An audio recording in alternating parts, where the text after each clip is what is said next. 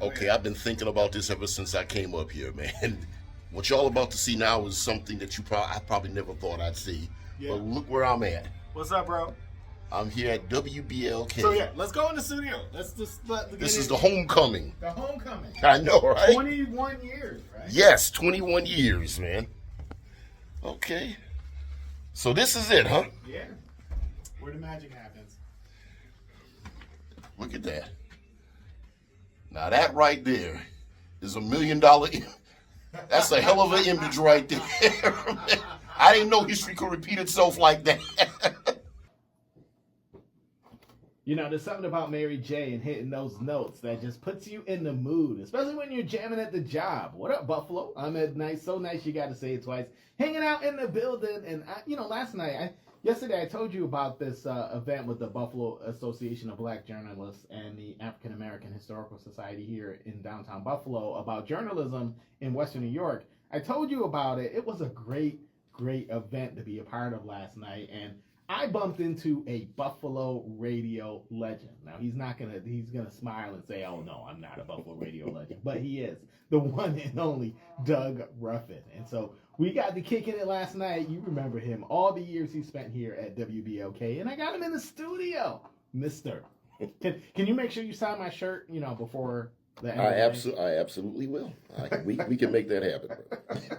But yeah, real quick, I just wanted to say, I had such a good time last night talking about journalism and what citizens and people can do to advance democracy and truth about what's going on, especially because there's such a lack of, what's the word I want to use? Clarity, right? Clarity. Mm-hmm. There's so much noise, and getting the truth out there about what's happening in Western New York. And we just had a great conversation. And so we talked about that afterwards. And like, yo, let's get together today. So what did you think about last night? Oh, it was wonderful, man. It was great. It was great. I just kind of played to the background and just sat back, and because I'm not living here anymore and living in DMV, but I come back frequently. And I just wanted to I told Jazz, I want to just sit to the back and just watch everybody and just see what the new generation is doing in the world of the local media. And before I go any further, I have to say this. This right now is surreal. This is absolutely insane. I literally have not darkened the doorway of WBLK in a little bit over 20 years. Yeah, it's been a minute. Yes, it has been. It's been way more than a minute. It just feels so surreal to be in here. As I was walking up here to the Rand building, it's like, wow. Coming up here you're now on the 12th floor now. Right? You remember it was on the 13th floor, but I was here at WBLK from 2000, from actually April 13th, 2000 was when I actually opened up the microphone. I came on I did the overnights. I came on right after another legend of Buffalo radio, the rapper Al Wood. Right. Yes, sir.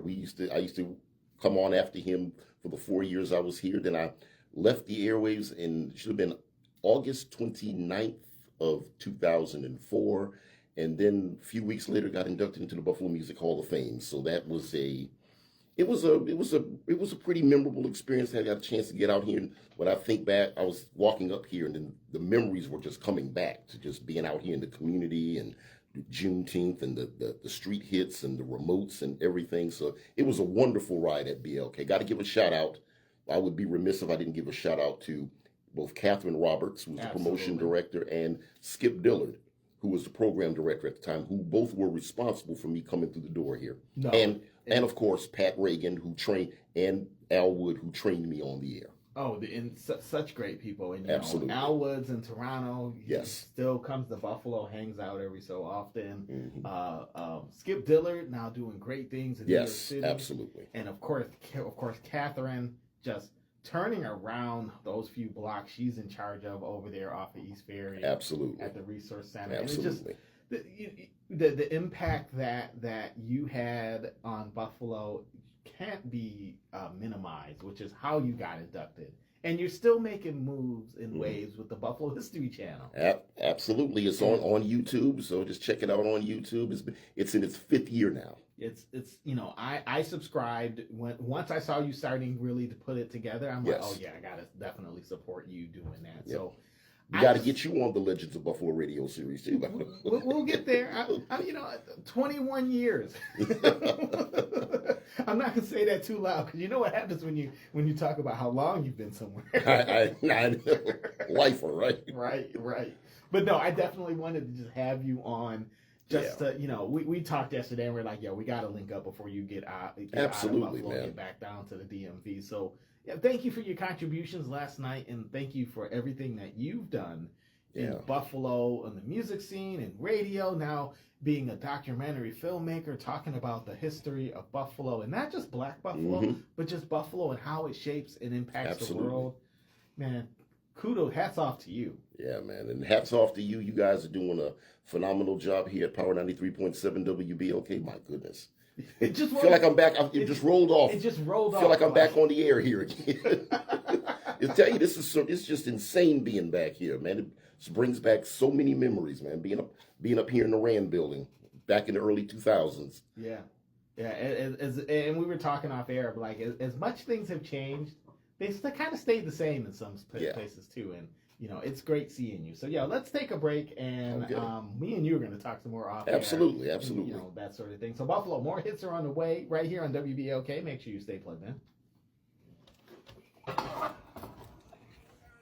Yeah, still recording. Rolls off the tongue. Still rolls off the tongue, man. Still recording. I'll keep the live going. But man, this is just, man. Crazy being up in here, right?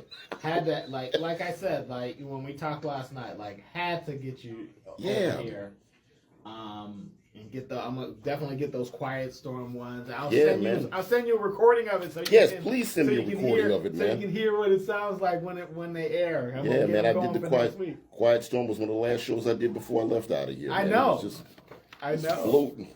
Feel like I'm back in the fold again for the first time in 20 plus years, man. Yeah.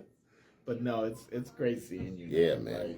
Great whenever, even seeing you at Juneteenth, because always working, always working. It's just such a great man.